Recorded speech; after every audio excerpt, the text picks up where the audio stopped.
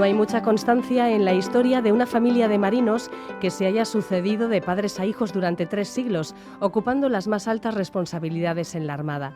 Tal es el caso de los Oquendo, saga fundada en el siglo XVI por un donostiarra, Miguel de Oquendo, que empezó como grumete y alcanzó el grado de almirante de la Armada de la monarquía hispánica. Su hijo Antonio continuó la saga y tras él varias generaciones hasta el siglo XVIII. En Madrid, Tenerife, Menorca, Almería, Cádiz y en Bilbao, San Sebastián y otras localidades vascas hay calles que llevan el nombre de Oquendo, aunque en la actualidad pocos seríamos capaces de recordar por qué méritos entraron en la historia. Para subsanarlo, tenemos un libro que se acaba de presentar que de manera divulgativa y detallada relata la trayectoria del fundador Miguel de Oquendo y de su linaje. Efectivamente, este es el tema que hemos traído hoy con motivo de la aparición de este libro que se ha presentado ya en Madrid, que en los próximos días se presentará en la ciudad cuna de los Oquendo, en Donosti, y del cual es autor un historiador muy prestigioso, doctor en historia, académico correspondiente de la Real Academia de la Historia y un especialista en historia naval española que ha sido reconocido con galardones como la Cruz del Mérito Naval con distintivo blanco en 2 ocasiones y que, bueno, le avala una obra ya prolífica, más de 40 libros, cientos de artículos y de colaboraciones. Se trata de Agustín Rodríguez González, a quien tuvimos aquí hace, pues estas mismas fechas, hace 2 años, para hablar sobre Urdaneta, su libro. En aquel momento había aparecido su libro Urdaneta y el tornaviaje, el descubrimiento de la ruta marítima que cambió el mundo.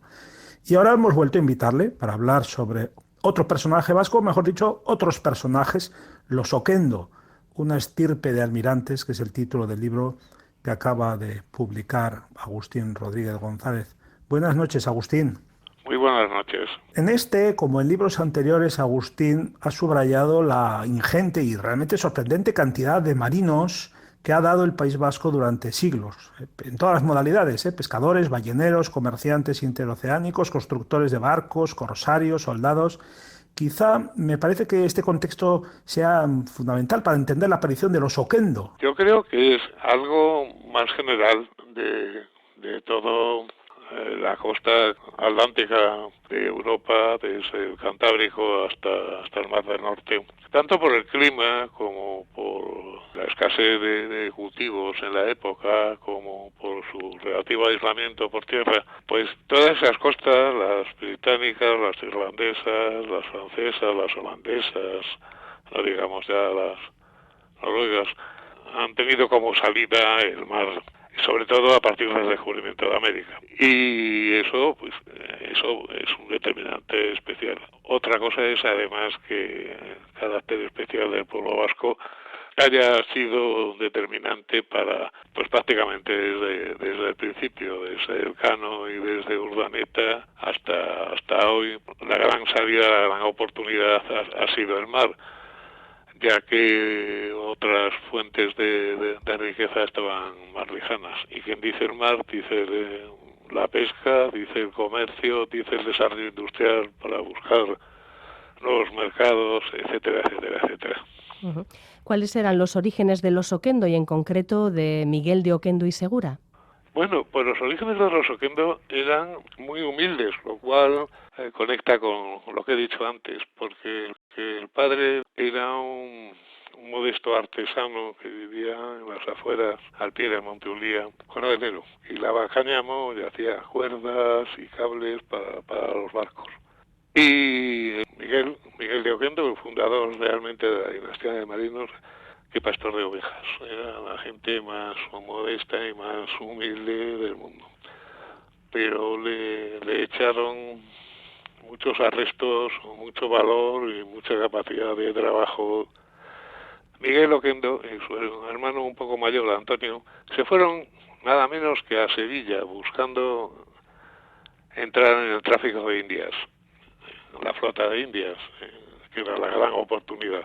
Miguel, el pequeño, solo tenía 13 años y entran a bordo de la flota como carpinteros de reparación de los barcos.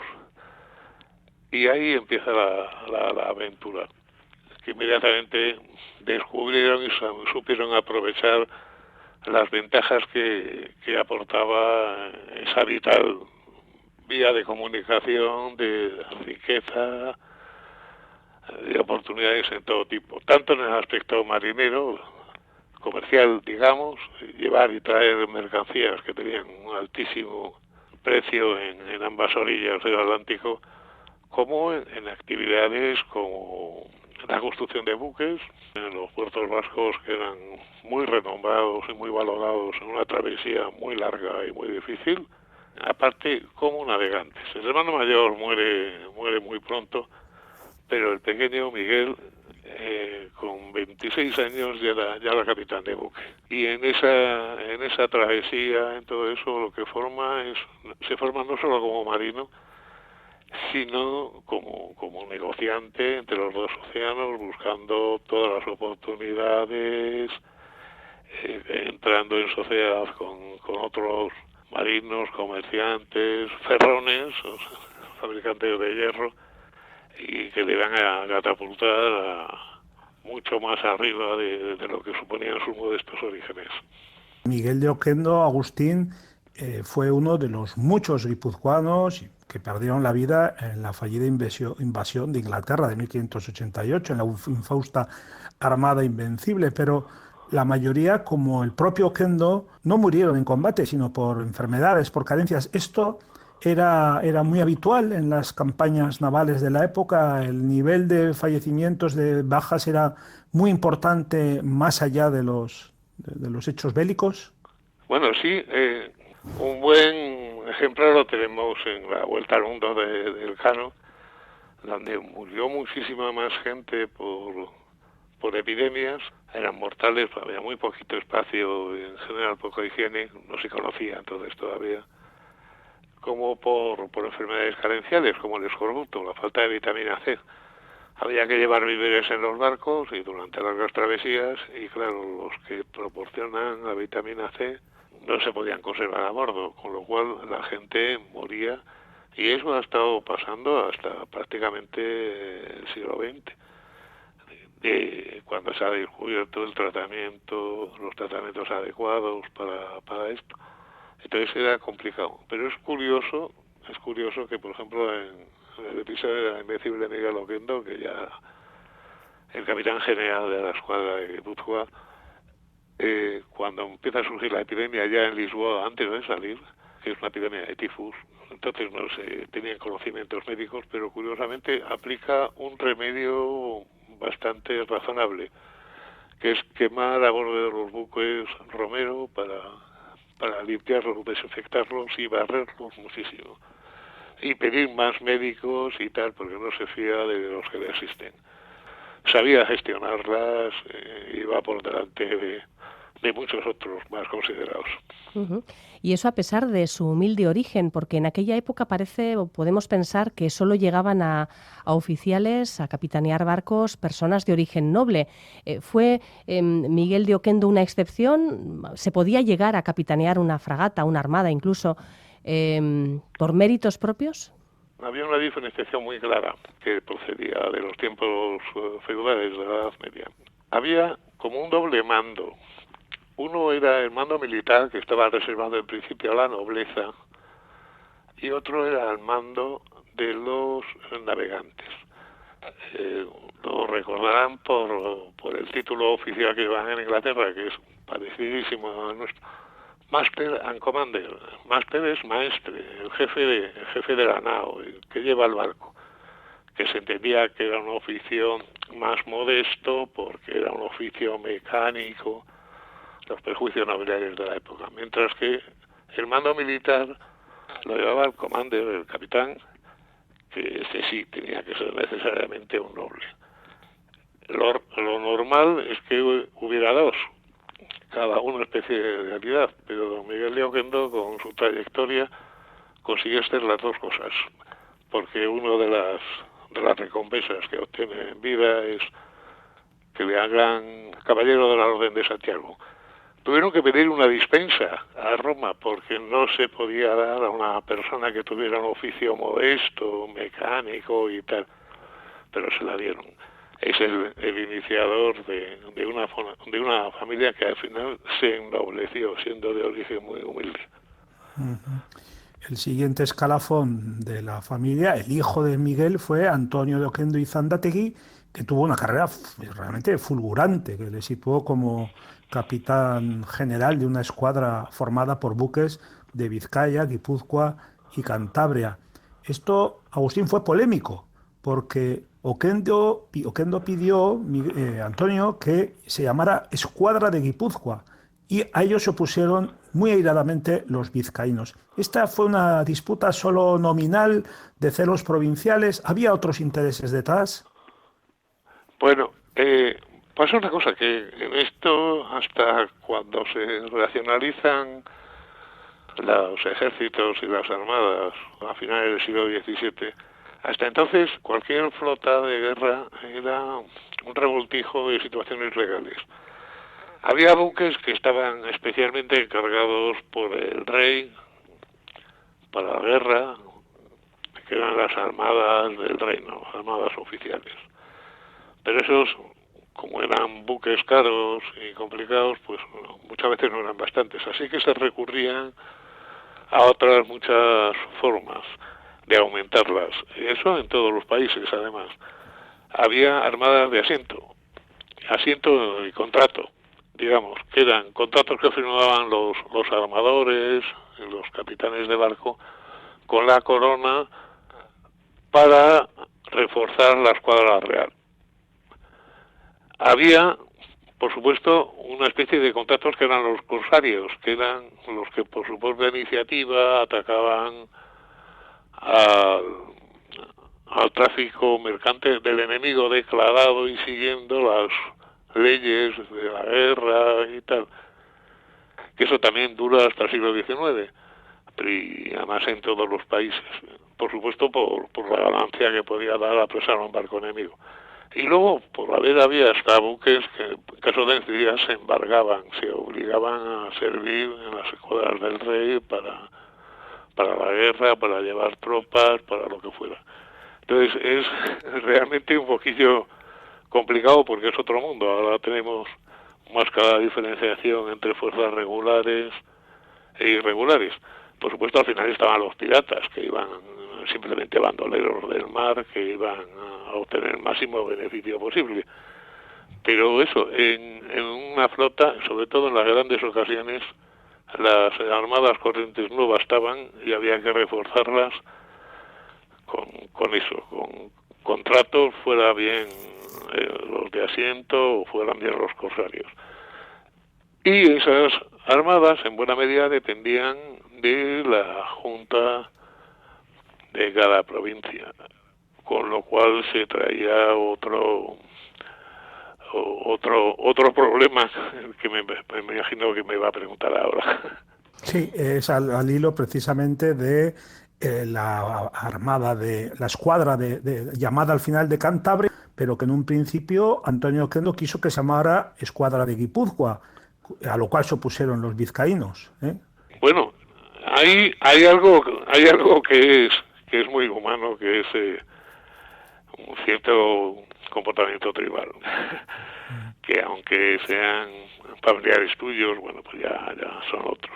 Pero también es cierto que como dependían de juntas forales distintas y como solían ser los negocios, los contratos, las empresas, los acuerdos, solían ser distintos, pues claro, a todo el mundo le preocupaba el nombre que figuraba, el nombre oficial fuera el de los suyos. Y entonces hay una cierta rivalidad entre Vizcaya y Guipúzcoa, pues eso pasaba en todas partes por el nombre oficial de la escuadra. Incluso hay veces que se incluye a Cantabria por los 4 puertos de las 4 vías de Santander. En fin, era algo muy normal, porque eran grupos económicos, sociales y tal distintos, y claro, cada uno quería que el nombre de la empresa fuera. Pero normalmente estuvieron, salvo en casos que hubiera pocos barcos disponibles o hubiera poca necesidad, normalmente estaban diferenciadas, tanto en la Invencible como en las Dunas, por citar las 2 batallas más importantes en que participaron los oquendos. Había una escuadra de Vizcaya y otra de Guipúzcoa. Ujú. Hablemos de las batallas navales de la época. Llama la atención las diferencias tácticas entre los españoles, especialistas en andanadas a bocajarro y el abordaje, respecto a los ingleses que disparaban desde la lejanía y lanzaban contra el enemigo buques incendiarios, los denominados brulotes. ¿Cuál Bueno, de estas dos prácticas es más efectiva? bueno, en eso es una polémica que ha durado, yo diría que siglos, pero sucede una cosa, que teóricamente el combatir muy de cerca queda anticuado, pero fíjese usted, casi 2 siglos después de Don Miguel de Oquendo, Nelson gana la batalla de Trafalgar luchando muy de cerca y combatiendo al abordaje.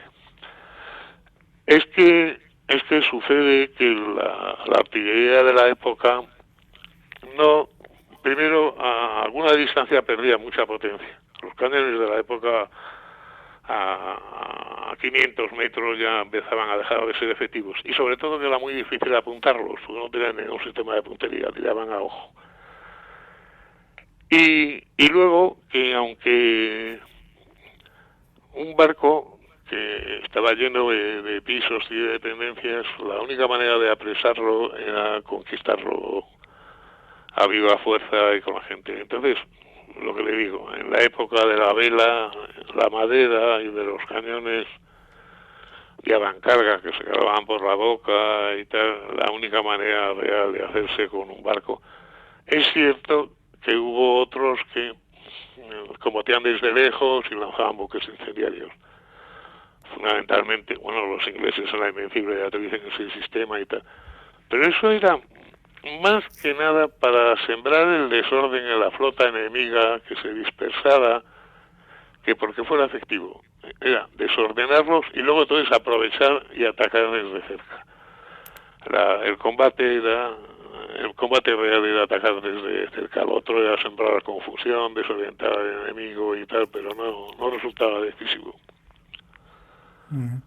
Y a lo largo de su carrera, Antonio de Oquendo tuvo que rendir cuentas varias veces por naufragios y por pérdida de cargas. Bueno, esto era muy común en la época. Usted en el libro incluso cuenta de algún otro capitán que pagó con su vida un fracaso en una batalla.